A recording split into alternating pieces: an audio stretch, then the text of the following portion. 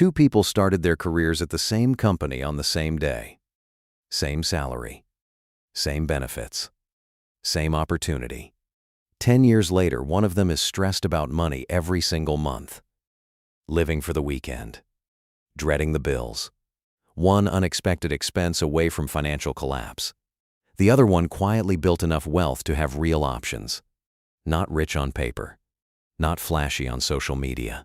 Just genuinely free in ways most people never experience. Same starting point. Completely different outcome. And the difference was not a lucky investment. It was not a windfall. It was not even income. It was 10 small habits, practiced consistently, while everyone around them did what everyone else does. If nobody ever gave you a real framework for getting financially ahead in 2026, smash that like button right now, because this video is exactly that. My name is Alex, and I break down how people build or lose wealth, the behaviors, the psychology, and the systems behind every financial outcome. And today I am walking you through 10 money moves that will put you ahead of 99% of people by the end of 2026. Not theory, not motivation. 10 specific behavioral shifts backed by research that compound quietly into something most people never build. Let's get into it. The real problem first. Here is the honest reason most people never get financially ahead. It is not that they do not earn enough. It is not that they do not know they should save. It is that every single day they are being pulled in the wrong financial direction, by comparison, by status anxiety, by a culture that rewards looking wealthy over being wealthy. According to Federal Reserve household data, the average American household carries over $90,000 in total debt. Credit cards, car loans, buy now, pay later balances. Not because they are irresponsible, because the entire consumer economy is engineered to keep them spending. And here is what that costs in real numbers. If the average household redirected just $400 a month of that debt payment into a broad market index fund, at a 10% average annual return over 20 years, that becomes approximately $304,000, not from earning more, from redirecting what was already being spent in the wrong direction. The 10 moves I am about to walk you through are exactly that redirect. Small, consistent, compounding massively over time. People do not make financial decisions logically. They make them emotionally. And these 10 moves are designed to work with that psychology, not against it. Move 1. Quit the status game permanently. Imagine two neighbors. Both buy new cars this year. One buys because it genuinely serves their life. Reliable transport, practical choice, fits their actual budget. The other buys because they saw someone else drive past in something nicer and felt a familiar, uncomfortable pull.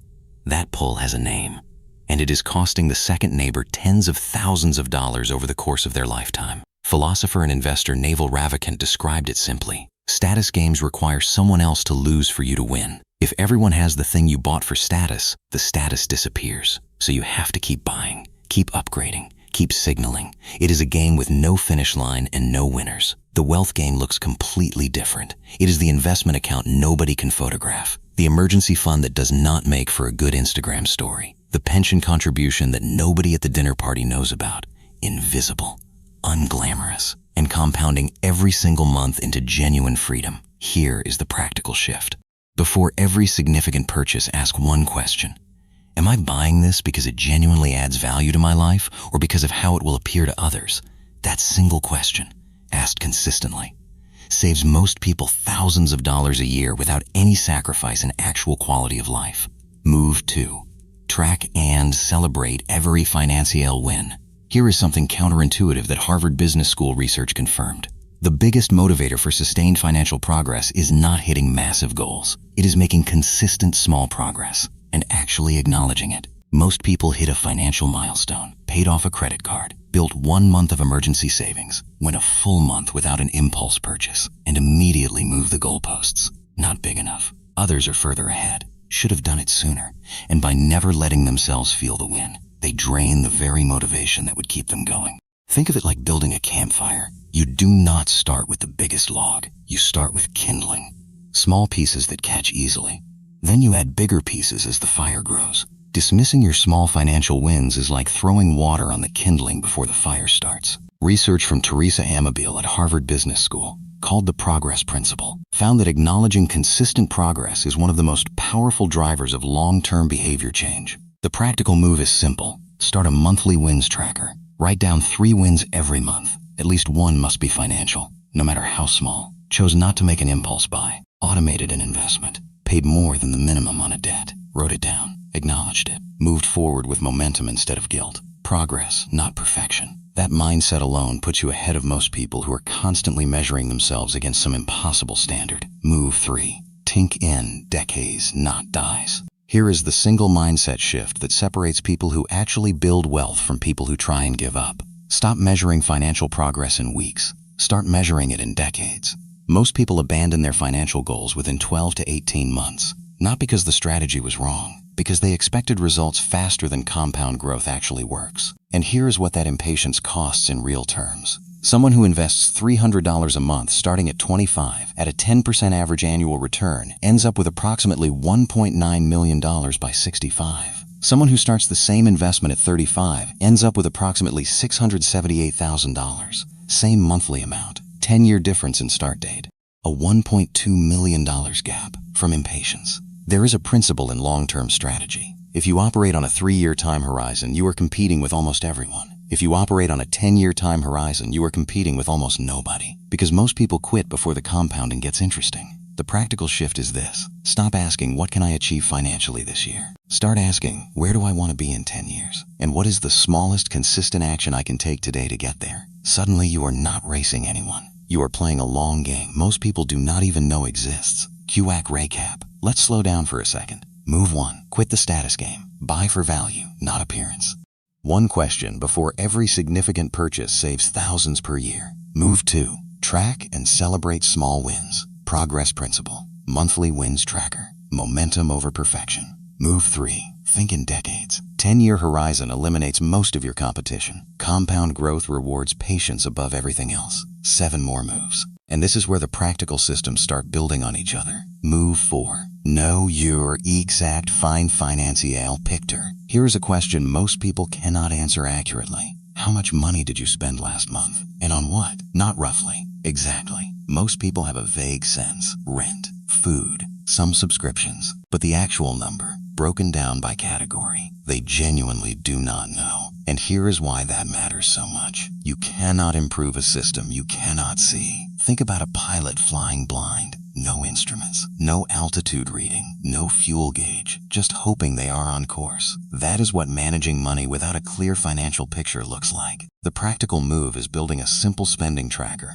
not to restrict yourself, but to see clearly where your money actually goes versus where you think it goes. Most people who do this for the first time find at least 2 or 3 significant spending categories they had completely underestimated. The awareness alone, without changing anything else, typically produces $200 to $400 in monthly savings within the first 90 days. Not from sacrifice, from seeing clearly. Move 5. Build your financial beaver for before everything ELSE. Here is a statistic that should concern every person watching this. Only 39% of Americans could cover a $1,000 unexpected expense without going into debt. And in the UK, 40% of people do not have a single month of living expenses saved. That means the majority of people in both countries are 1 car repair, 1 medical bill, 1 broken appliance away from financial crisis. And here is what that vulnerability costs beyond the emergency itself.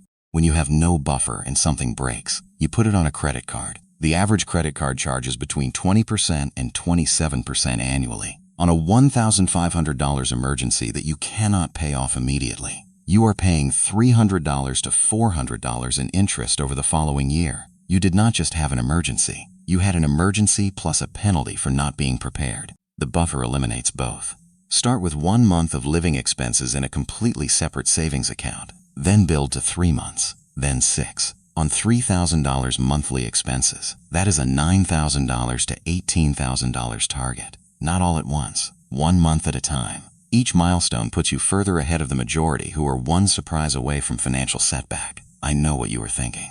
Alex, I can barely cover current expenses. How do I build a buffer on top of that? The answer is you start with whatever is available. $50 a month, $100. The account exists. The habit starts. The buffer builds. Something is infinitely better than nothing when the emergency arrives. Move 6. AU Tomet, Evjetting Financial. Here's the most honest thing about willpower. It runs out. Every decision you make throughout the day depletes your mental energy. By the time you are tired on a Friday evening looking at your bank account, your brain is not making optimal financial decisions. This is not weakness. It is human biology. And the solution is not to try harder. The solution is to remove the decision entirely. Warren Buffett framed it simply. Do not save what is left after spending. Spend what is left after saving. The practical application is this. Set up automatic transfers on the same day your paycheck arrives. A fixed percentage goes to your investment account. A fixed percentage goes to your savings buffer before you see it, before you spend it, before the decision fatigue sets in. If you automate just 15% of a $3,000 monthly income into a broad market index fund, that is $450 a month compounding automatically. At 10% annually over 20 years, that becomes approximately $342,000. You did not budget harder. You did not resist more temptation. You just set up a system that runs without you.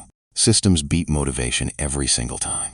Because motivation is a feeling that comes and goes. Systems run regardless. Quick recap. Here is where we are. Move 4. Know your exact financial picture. You cannot improve what you cannot see. Tracking alone saves most people $200 to $400 a month within 90 days. Move 5. Build your financial buffer first. 1 to 6 months of expenses. Eliminates the debt spiral that follows every unexpected emergency. Move 6. Automate everything. Remove the decision. Systems beat willpower every time. Automatic transfers before spending starts. 4 more moves. And this is where getting ahead accelerates significantly. Move 7. Build a second income stream. Here is a financial vulnerability most people carry without realizing it. Everything they earn comes from one source, one employer, one salary, one decision by someone else that could change everything overnight. Research from Tom Corley's 5-year study of millionaires found that 65% of them had at least 3 income streams before they reached their first million. Not after, before. Multiple income streams are not a luxury. They are a structural protection against the fragility of depending on one source. Now I know what you are thinking. Alex, I barely have time for my current job. How do I build a second income stream? The most accessible starting point for most people is not a side business or a second job. It is making your existing money work as an additional income source through investing. A dividend-focused investment fund generating 4% annually on $25,000 produces $1,000 a year, $83 a month, in income that arrives whether you work or not. That is a second income stream. Small, but structurally separate from your primary source. Start there. Build from there. And as your financial picture improves, explore what else you can create, teach, offer, or build that generates income independent of your time. Do your own research before making specific investment decisions. But the principle is universal. One income source is fragility. 2 or more is resilience. Move 8. Stop letting other please opinions cost you money. Here is an uncomfortable question. How many financial decisions have you made in the last year where someone else's opinion was a factor?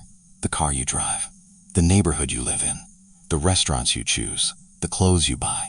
Not all of those were purely practical decisions. Some of them, if you are honest, had an audience in mind.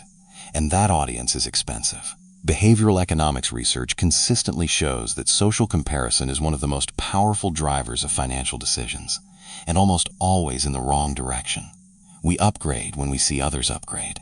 We spend where others spend. We avoid the smart financial choice when it might signal something we do not want to signal. The practical move is developing one clear filter for financial decisions. Does this choice move me closer to the financial life I actually want to live? Or does it move me closer to the financial life that looks good from the outside? Those two destinations are often completely different, and the people furthest ahead financially have learned to consistently choose the first one, regardless of what the second one would look like to anyone watching. Move 9. Invest in yourself as agg resiveli, asu invest in the market. Here is something most financial content skips entirely. The highest return investment available to most people is not a stock, not an ETF, not real estate. It is themselves. Think about it this way. If you invest $1,000 in the stock market at a 10% average annual return, In 10 years, that becomes approximately $2,594. If you invest $1,000 in a skill that increases your earning capacity by $5,000 a year, in 10 years that has produced $50,000 in additional income. The return on self-investment is not 10%. It is not 20%. It is often 500% or more on the right skill at the right time. Warren Buffett has said in multiple interviews that the best investment you can make is in yourself, because the returns compound and they cannot be taken from you. Your investment portfolio can lose value, your real estate can decline, but the skills you develop, the knowledge you gain, the health you build, those compound permanently. The practical move for 2026 is simple. Allocate a specific monthly amount to deliberate self-investment. A course, a book, a certification, a health investment. Something that builds a capability that directly increases what you can earn, create, or contribute. Even $50 a month directed toward the right skill compounds into an earning advantage that no market return can match. Move 10. Be wild, strategic, patience asa, daily practice. This last move is the one that protects everything else on this list, and almost nobody talks about it as a skill you can deliberately develop. Here is what strategic patience actually means in practice. It is not passive. It is not slow. It is not giving up on urgency. It is the ability to stay completely committed to your long-term financial direction, while being completely unmoved by the short-term noise that makes most people react emotionally and destroy years of progress in a single decision. The meme stock, the trending cryptocurrency, the business opportunity promising fast returns, the market crash that feels like the end of everything. These are the moments that separate people who build real wealth from people who almost built it. Behavioral finance research from Nobel laureate Daniel Kahneman shows that financial losses feel psychologically twice as painful as equivalent gains feel good, which means when markets drop, the emotional pressure to sell is far stronger than the rational case for holding. Most people lose money not because they picked bad investments, because they reacted emotionally at exactly the wrong moment. The practical development of strategic patience looks like this. Write down your financial plan and your 10-year target. On any day when you feel the urge to make a reactive financial decision, read that plan before you act. The plan was written by the calm version of you. The reactive decision is being made by the emotional version. Trust the calm version. Every time. Final recap. Rapid fire. Let's lock this in. Move 1. Quit the status game. Buy for value, not appearance. One question changes everything. Move 2. Track and celebrate small wins. Progress principle.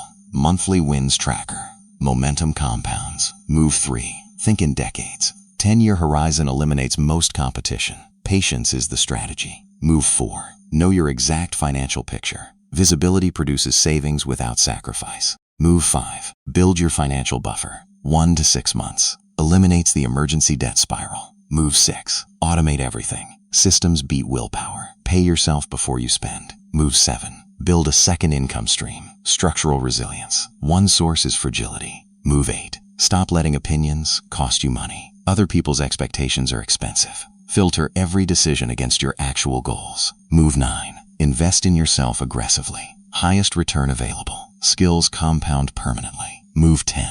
Build strategic patience. Protects everything else. Trust the plan over the emotion.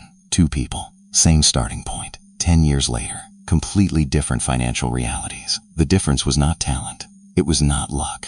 It was not even income. It was these 10 moves, practiced quietly, consistently, while everyone around them kept doing what everyone else does. The majority of people will not do all 10 of these. Some will not do any, but you watch this to the end, which means you already know something most people never figure out. The difference between being stuck and being free is not income. It is behavior repeated quietly over time.